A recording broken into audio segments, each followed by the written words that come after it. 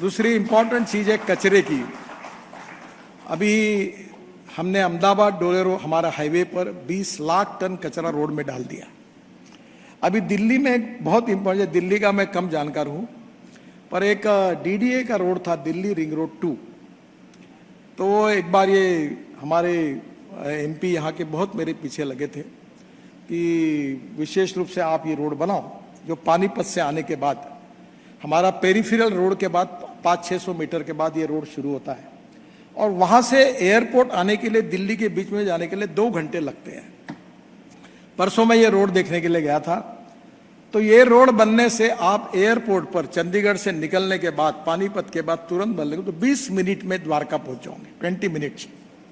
और द्वारका में हमने 30 किलोमीटर 10,000 करोड़ का द्वारका एक्सप्रेस हाईवे बनाया और द्वारका एक्सप्रेस हाईवे से डायरेक्ट आप दिल्ली मुंबई हाईवे तक जाएंगे। और जो शिव मूर्ति है वहां हम टनल बना रहे 2, जिसका वर्क अभी ऑर्डर हो गया है। एक T3 पे जाएगी टनल और एक वसंत विहार जाएगी। तो ये जो अभी भी मैं 10 मिनट ट्रैफिक जाम में फंसा था इस होटल के सामने आगे धौला कुआं से, तो आने वाले समय में मैं विश्वास देता हूं कि 2024 समाप्त होने के पहले दिल्ली में ट्रैफिक जाम को मुक्ति मिलेगी, क्योंकि हम दिल्ली में 65,000 करोड़ रुपए के काम कर रहे हैं, जो केवल दिल्ली के ट्रैफिक जाम को हम सॉल्व कर रहे हैं।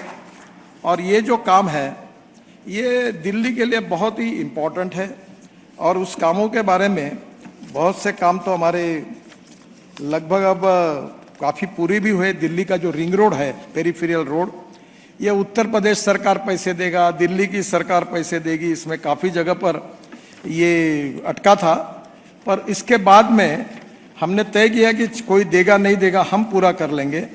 और हमने दिल्ली का ये पूरा काम अब पूरा किया है और दिल्ली में कम से कम हम लोग अभी 65,000 करोड़ के काम दिल्ली के आजू बाजू में कर रहे हैं, जिसकी लिस्ट मैं आपको दूंगा। सबसे इम्पोर्टेंट चीज़ है कि आप मानस सरोवर जाते हैं और ये जाने के लिए आपको चाइना या नेपाल जाना पड़ता है। तो हमने मानस सरोवर का करीब 824 किलोमीटर जो रोड है उसमें से करीब 12,000 करोड़ का ये रोड है। उसके 7 पैकेजेस हैं। और मैं बहुत पहले जब मंत्री बना तब मेरी पत्नी ने मुझे कहा था कि हम लोग नेपाल से मानस सरोवर जाएंगे। तो मैंने कहा नहीं, रुक जाओ, ये हम इंडिया से जाएंगे पिथौरागढ़ से। तो मुझे आज बताते हुए खुशी हो रही है कि 2024 के पहले हम पूरा करेंगे। ये करीब हमने 587 किलोमीटर पूरा किया है। थोड़ा सुप्रीम कोर्ट ने हमको उसमें कुछ निर्णय दिए हैं कि हमको फिर से DPR बनाने का है, पर दिसंबर 24 के पहले ये 12,000 करोड़ का मानस सरोवर का रोड पूरा होगा। सबसे इम्पोर्टेंट चीज़ है कि टूरिज्म, और मैं ये मानता हूँ कि टूरिज्म में सबसे इम्पोर्टेंट चीज़ ये है कि एम्प्लॉयमेंट पोटेंशियल बढ़ता है।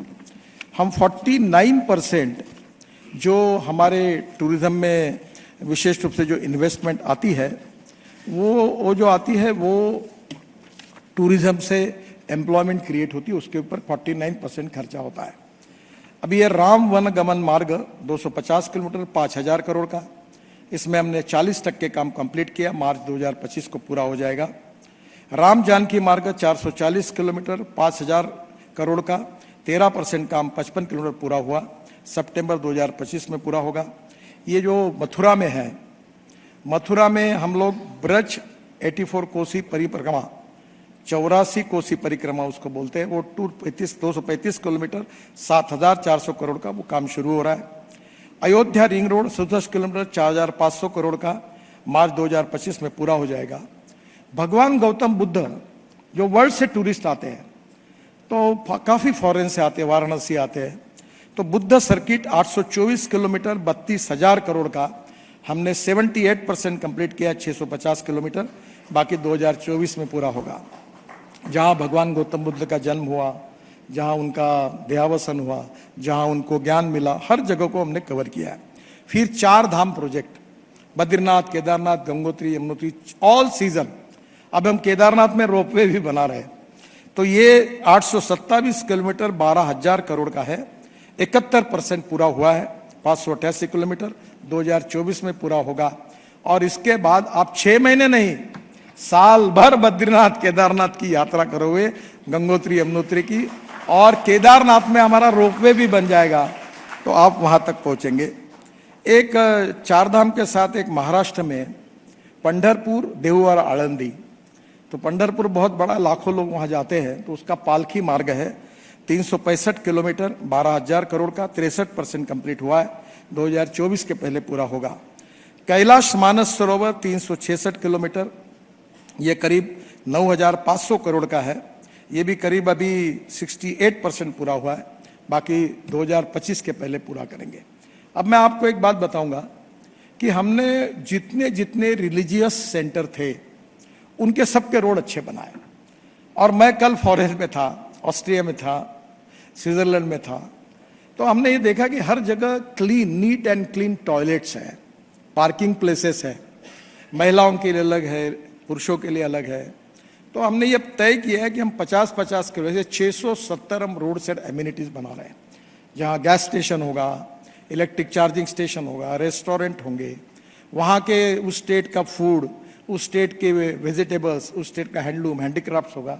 ऐसे 670 में से 160 पर काम शुरू हुआ है, पर अब हम छोटे छोटे भी बनाना चाहते हैं कि हर 50 किलोमीटर पर सबको लिए नीट एंड क्लीन अच्छे टॉयलेट्स होंगे। यानी मैंने यहाँ तक उसमें लिखा है कि हर आदमी अगर टॉयलेट में जाएगा तो उसके ऊपर मैंडेटरी होगा कि फिर से साफ करे, और उसका शूटिंग होगा ताकि कोई बदमाशी ना करे, और वो पीपीपी मॉडल में डेवलप कर रहे हैं। तो मुझे लगता है कि एक प्रकार से रिलीजियस टूरिज्म में लोग चाहते क्या, पार्किंग चाहिए, दूसरा क्या चाहिए, अच्छा गैस स्टेशन चाहिए, तीसरा चाहे अच्छे रेस्टोरेंट चाहिए, चौथी बात रात को सोने के लिए जगह चाहिए। तो मेरा विश्वास है कि इन सब बातों के कारण हिंदुस्तान का टूरिज्म 3 गुना बढ़ेगा। और 3 गुना जो बढ़ेगा इसका मतलब यह है कि 3 गुना रोजगार बढ़ेगा।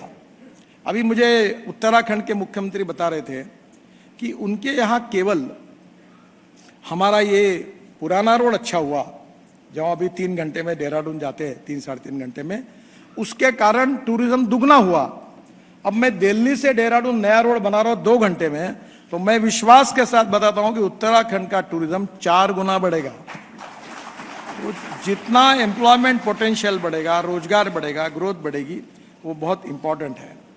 दिल्ली में विशेष रूप से हमने काफ़ी नए प्रयोग किए, जो परली है, जिसमें मैं अक्सर है कि हमारा 16 लाख करोड़ का इंपोर्ट है फॉसिल फ्यूल का, और हम चाहते हैं कि इसका अल्टरनेटिव ढूंढे और ये दिल्ली का प्रदूषण भी कम हो, देश का भी प्रदूषण कम हो, import substitute, cost effective, pollution free और इंडिजिनियस। अभी हमने हमारे यहाँ पानीपत में परली से 1 लाख लीटर इथेनॉल और 150 टन बिटुमिन तैयार होता है। अभी हमने टेक्नोलॉजी लाई है कि परली से बायो बिटुमिन 70% और 30% बायोचार ऑर्गेनिक कार्बन तैयार होगा। और हमारे देश में 80 लाख टन बिटुमिन लगता है, 50 लाख टन इंडियन रिफाइनरीज देती है, 30 लाख टन हम इंपोर्ट करते हैं, जो की कीमत 30,000 करोड़ है। अब हमारे देश का किसान ये बिटुमिन बनेगा, निश्चित रूप से बनाएगा। मुझे याद है हमारे यहाँ पुराने सब बैठे, मैं जब प्रेसिडेंट था बीजेपी का, तो मैं इथेनॉल की बात करता था, तो मुझे पूछते थे यार भाई इथेनॉल, तो आज वो समझ में आया कि अभी इथेनॉल का, मैं अभी हाइड्रोजन के कार में बैठकर यहाँ आया, और hydrogen, ethanol, methanol, biodiesel, bio LNG,